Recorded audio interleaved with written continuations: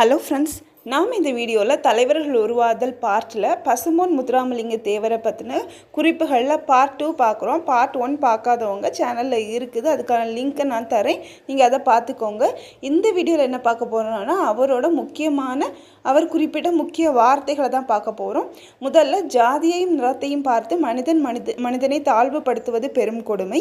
ஆண்டவன் மனித இனத்தை தான் படைத்தானே தவிர ஜாதியையும் நிறத்தையும் அல்ல. சாதியும் நிறமும் அரசியலுக்கும் இல்லை, ஆன்மீகத்திற்கும் இல்லை அப்படின்னு சொன்னது இவர். தேசியமும் தெய்வீகம் தமது இரு கண்களாக குறிப்பிடுபவர் இவர். வீரமில்லா வாழ்வும் விவேகமில்லாத வீரமும் வீணாகும் அப்படின்னு சொல்கிறாரு.